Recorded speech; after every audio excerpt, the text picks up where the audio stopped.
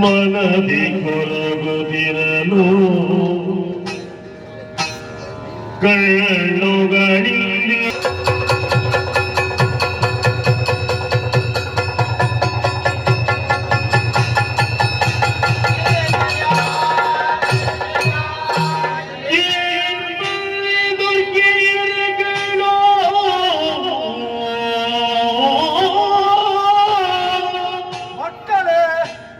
ಅತ್ಯಧಿಕ ಹರುಷವದಾಳಿಗೆ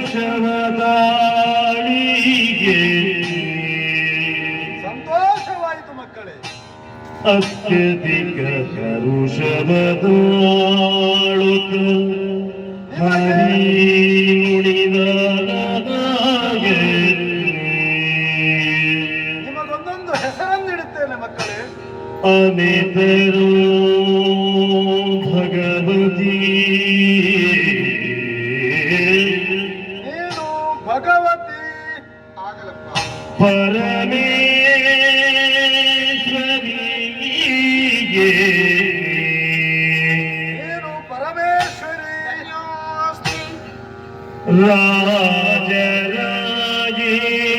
ರಾಜರಾಜೇಶ್ವರಿಗೆ ನೀನು ರಾಜರಾಜೇಶ್ವರಿ.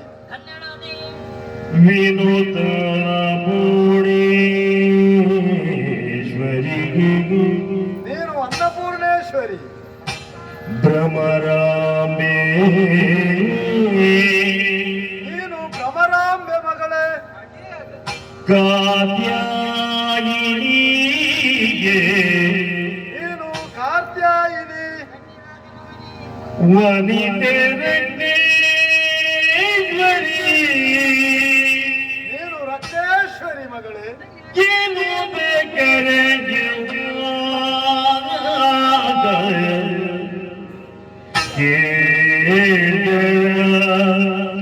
ಹರಿಯ ಮೊದಲು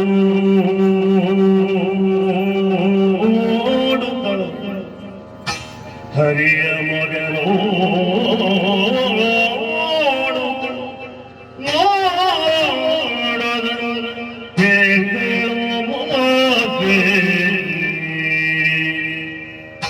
ಅಪ್ಪಯ್ಯ ಏನಿದು ತಾತ ಏನಿದು ತಾತ ಏನಿದು ಆ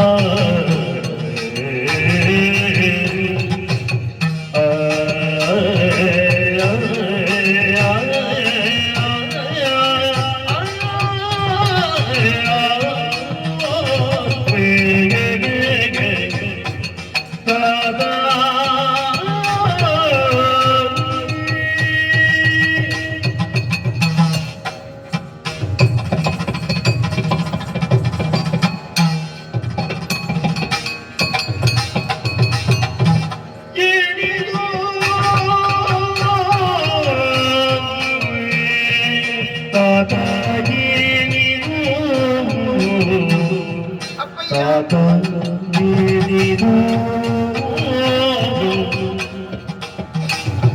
ಏನಿದು ತಾತ ನಿಮ್ಮಯ ಮೋರೆ ಇಲ್ಲೋ ಏನಿದು ತಾತ ನಿಮ್ಮಯ ಮೋರೆ ಇಲ್ಲೋ ಶಾಲೆಗೊಂಡಿರುವುದಕ್ಕೆ ಬಂದೇನು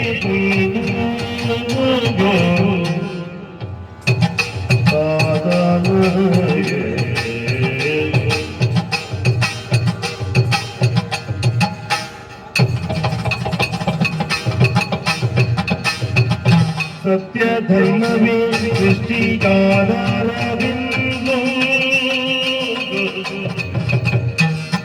ಸತ್ಯ ಧರ್ಮವೇ ಸೃಷ್ಟಿಗಾರವಿಂದು ಸತ್ವಗುಣಾಯುತ ನೀನಿರಲಿಂದು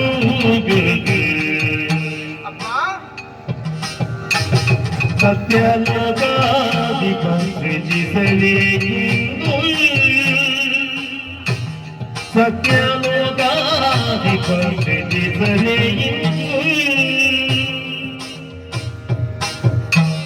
ಪ್ರತಿವಾದನೆಯ ಕೈ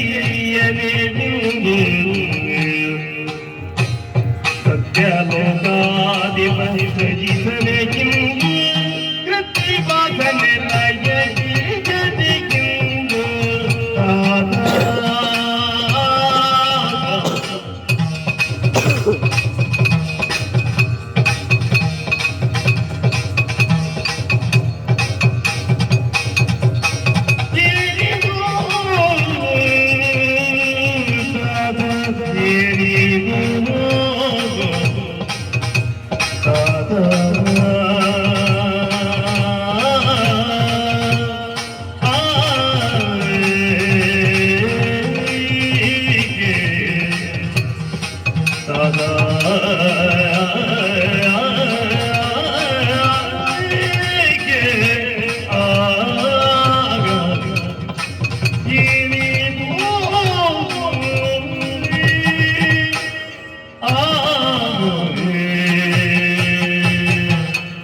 ಓ ಅಪ್ಪಯ್ಯ, ಮಗಳೇ ಚರಣಾರವಿಂದಗಳಿಗೆ ವಂದನೆಗಳನ್ನು ಸಲ್ಲಿಸ್ತಾ ಇದ್ದೇವೆ. ಹೇಳಮ್ಮ, ಶುಭವಾಗಲಿ.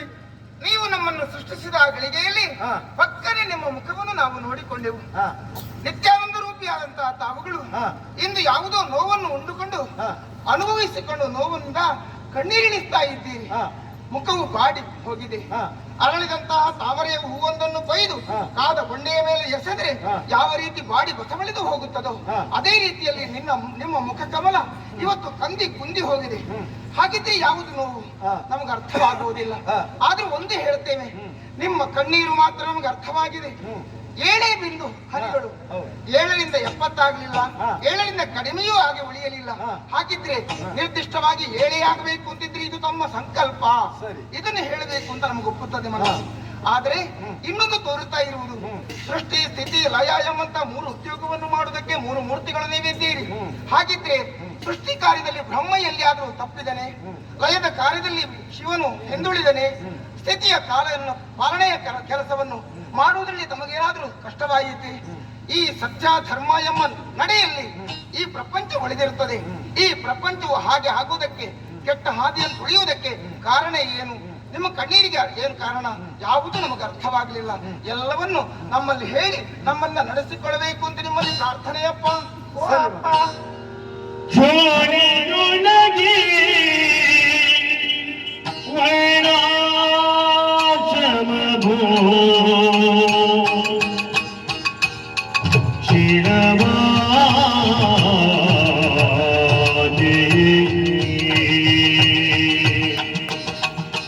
ಕಾದಾ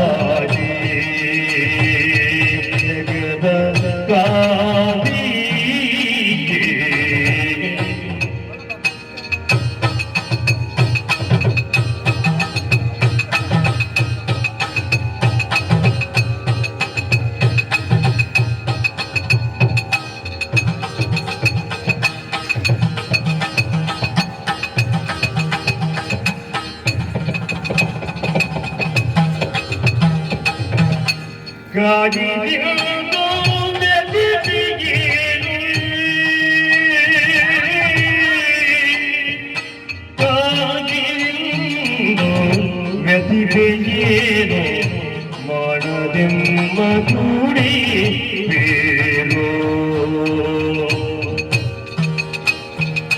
ಕಾಗಿ ತಿಂದು ಗದಿಗೆ ಏನೋ ಮಾಡದೆಮ್ಮ ಕೂಡಿ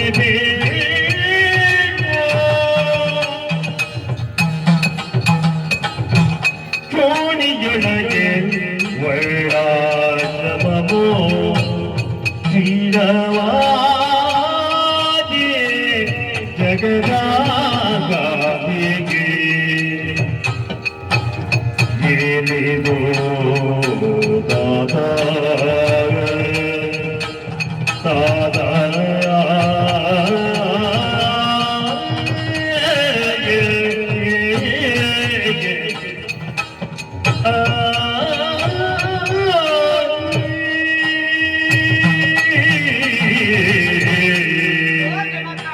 ಮಗಳೇ ನಮ್ಮದಾದಂತ ಅಡಿಗಾವರೆಗಳಿಗೆ ಹೊಂದಿಸಿಕೊಂಡಿದ್ದೀನಪ್ಪ. ಶುಭವಾಗಲಿ. ನಿಮ್ಮನ್ನು ಕಾಣುವರೆ ಆಶ್ಚರ್ಯವಾಗುತ್ತಾ ಉಂಟು. ಹಾ ಸದಾನಂದ ಮೂರ್ತಿಯಾದಂತ ನಿಮ್ಮ ಮುಖದಲ್ಲಿ ಹಾ. ನಗು ಎಂಬುದು ಸ್ವಾಭಾವಿಕವಾಗಿರಬೇಕು. ಹಾ ನಗು ಎಂಬುದು ಈ ಸಮಯದಲ್ಲಿ ಮಾಸಿ ಹೋಗಿದೆ. ಹಾ ವೈ ಮನಸ್ಸಿಲ್ಲದಂತಹ ಈ ಕ್ಷೇತ್ರವೇ ಹಾ. ವೈಕುಂಠ ಎಂಬುದು ಪ್ರಸಿದ್ಧಿಯಾಗಿದೆ. ಇಲ್ಲಿ ಯಾರಿಗೆ ಯಾವುದೇ ಕಾರಣಕ್ಕೆ ಮನಸ್ಸಿಗೆ ನೋವಾಗುವಂತಿಲ್ಲ. ಹಾಗಾದ್ರೆ ಈ ಸಮಯದಲ್ಲಿ ನಿಮ್ಮ ಮನಸ್ಸಿಗೆ ನೋವಾಗಿದೆ ಆದ್ರೆ ಅದು ಚಿಂತೆಯೇ ಆಗುವುದಕ್ಕೆ ಸಾಧ್ಯ ಉಂಟು. ಚಿಂತೆ ಎಂಬುದು ಚಿಂತೆಯಾಗಿಯೇ ಇರಬಾರದು, ಪ್ರಶ್ನೆಯೇ ಆಗಿರಬಾರದು. ಅದಕ್ಕೆ ಉತ್ತರ ಎಂಬುದು ಸಿಗಬೇಕು ಅಂತಾದ್ರೆ ನಾನು ಕೇಳುವುದು ಇಷ್ಟೇ ಅಪ್ಪಯ್ಯ. ಈ ಪ್ರಪಂಚದಲ್ಲಿ 4 ವರ್ಣಾಶ್ರಮ ಇದೆ. ಬ್ರಾಹ್ಮಣ, ಕ್ಷತ್ರಿಯ, ವೈಶ್ಯ, ಶೂದ್ರರು. ಬ್ರಾಹ್ಮಣರು ಮಾಡಬೇಕಾದಂತ ಯಾಗಯಜ್ಞಾದಿಗಳನ್ನು ಮಾಡುವುದಕ್ಕೆ ಲೋಕದ ಒಲಿತನ್ನು ಬಯಸುವವರು. ಅದರಲ್ಲಿ ಹಿಂದುಳಿದರಪ್ಪ ಕ್ಷತ್ರಿಯರು. ಎಲ್ಲರನ್ನೂ ಪರಿಪಾಲಿಸಬೇಕಾದಂತ ಅವರಾಗಿಯೇ ಕುಳಿತುಕೊಂಡಿದ್ದಾರೆ. ಲೋಕವನ್ನು ಪರಿಪಾಲಿಸುವುದಕ್ಕೆ ಯಾರು ಇಲ್ಲದ ಹಾಗೆ ಚಿಂತೆಯನ್ನು ಮಾಡುತ್ತಾ ಇದ್ದೀರಾ. ವೈಶ್ಯರು ವ್ಯಾಪಾರವನ್ನು ಮಾಡಬೇಕಾದವರು ಅಪ್ಪ, ಅಧಿಕವಾದಂತಹ ಲಾಭವನ್ನು ಪಡೆಯೋದಕ್ಕಾಗಿ ಮುಂದಾಗಿದ್ದಾರೆ. ಹಾಗಾಗಿ ನಮ್ಗೆ ಚಿಂತೆ ಆಗಿದೆ. ಮತ್ತೆ ಶೂದ್ರರು, ಈ 3 ಮೇಲ್ವರ್ಗದವರ ಸೇವೆಯನ್ನು ಮಾಡಬೇಕಾದಂತ ಅವರ ಸೇವೆಯನ್ನು ಮಾಡೋದಕ್ಕೆ ಆಳುಗಳಿದ್ದಾರೆ ಅನ್ನುವಂತ ಚಿಂತೆ ನಿಮ್ಮನ್ನು ಕಾಡುತ್ತಾ ಉಂಟೆ ಅಪ್ಪ. ನಮ್ಮದಾದಂತಹ ಮನಸ್ಸಿನೊಳಗಿರುವಂತಹ ಪ್ರಶ್ನೆ ದೂರೀಕರಿಸಬೇಕು ಅಂತಾದ್ರೆ ನಾವು ಯಾಕೆ ಹುಟ್ಟಿದ್ದೇವೆ, ನಮ್ಮಿಂದ ಏನಾಗಬೇಕು ಅಂದ್ರೆ ಕಾರಣ ಇಲ್ಲದೆ ಕಾರ್ಯ ಇರುವುದಕ್ಕೆ ಸಾಧ್ಯವೇ ಇಲ್ಲ. ಯಾಕಪ್ಪ ನಮ್ಮ ಜನನ ಹೇಳ್ತೇನೆ ಮಗಳೇ, ವೇದಮಾರ್ಗ ಕುರಿತು ಜನರು ವೇದ ಬುದ್ಧಿಯಲ್ಲಿ ನಡೆದು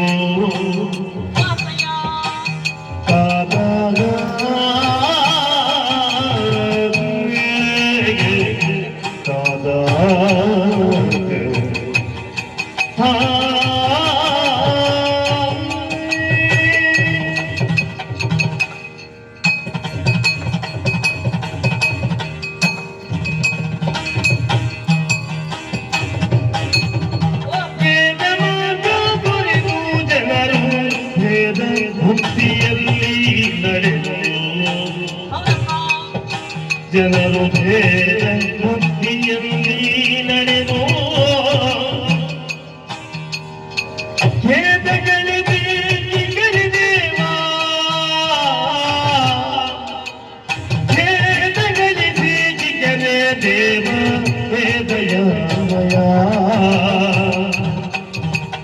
ವೇದ ಮಾರ್ಗ ಬರೆದು ವೇದ ಬುದ್ಧಿಯಲ್ಲಿ ನೆಡು ಗದಗಿರಿ ಹರ ದೇವ ಯಮಯ ಜನರು ಭೇದ ಬುದ್ಧಿಯಲ್ಲಿ ನಡೆದು ದಾದಾ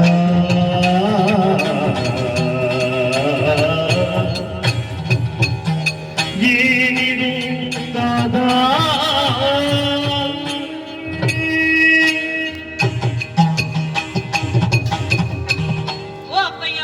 ಮಗಳೇ ನಿಮ್ಮ ಪಾದಗಳಿಗೆ ವಂದಿಸುತ್ತಾ ಇದ್ದೇನೆ. ಶುಭವಾಗಲಿ. ಅಪ್ಪ, ಹಾ ಈ ಪ್ರಪಂಚದಲ್ಲಿ ಯಾವುದೇ ಒಂದು ಜೀವಿಯ ಸೃಷ್ಟಿಯಾಗಬೇಕು ಅಂತಾದ್ರೆ ಹಾ ಗಂಡು ಹೆಣ್ಣಿನ ಸಂಬಂಧದಿಂದಾಗಿ. ಹಾ ಆದ್ರೆ ಹಾ ಈ ಹೊತ್ತಿನಲ್ಲಿ ಹಾ ನಮ್ಮನ್ನು ನಾವೇ ಗಮನಿಸಿದಾಗ ಹಾ ನಾವು ಸಣ್ಣ ಮಗುವಲ್ಲ, ಹಾ ಪ್ರಾಯ ತುಂಬಿದಂತಹ ಹೆಣ್ಣು ಮಕ್ಕಳು ನಾವು. ಹ್ಮ್ ಆದ್ರೆ ನಮ್ಮ ಸೃಷ್ಟಿಗೆ ನೀವೇ ಕಾರಣೀಕರ್ತರೆನ್ನುವುದು ಸ್ಪಷ್ಟ. ಹ್ಮ್ ಅಪ್ಪ, ನಿಮ್ಮ ಮುಖವನ್ನು ಕಾಣುತ್ತಾ ಇದ್ದೇನೆ. ಹಾ ಕಣ್ಣೀರು ಸುರಿಸ್ತಾ ಇದ್ದೀರಿ. ಮನಸ್ಸಿನಲ್ಲಿ ಏನೋ ಒಂದು ಬೇಸರ ನಿಮ್ಮಲ್ಲಿ ಅಡಗಿದೆ ಅನ್ನೋದು ಸ್ಪಷ್ಟ. ಅಪ್ಪ, ಈ ರೀತಿಯ ದುಃಖಕ್ಕೆ ಕಾರಣವೇನು? ಈ ಪ್ರಪಂಚದಲ್ಲಿ ವೇದ ಮಾರ್ಗದಲ್ಲಿ ನಡೆಯುವಂತಹ ಜನರು ಅನ್ಯಾಯದಿಂದ ನಡೆಯುತ್ತಾ ಇದ್ದಾರೆ. ಧರ್ಮವನ್ನು ಮರೆತು ಅಧರ್ಮದ ಪದವನ್ನು ಹಿಡಿಯುತ್ತಾ ಇದ್ದಾರೆ. ನಿಮಗೆ ಬಂದಂತಹ ಕಷ್ಟವೇನು? ನಮ್ಮಲ್ಲಿ ಹೇಳಿ ಅಪ್ಪ. ಧರ್ಮ ತ್ಯಜಿಸಿ ಜನರು ಅಧರ್ಮ ಕಾರ್ಯ ನಿರತನಿಸಿ ಕಾದ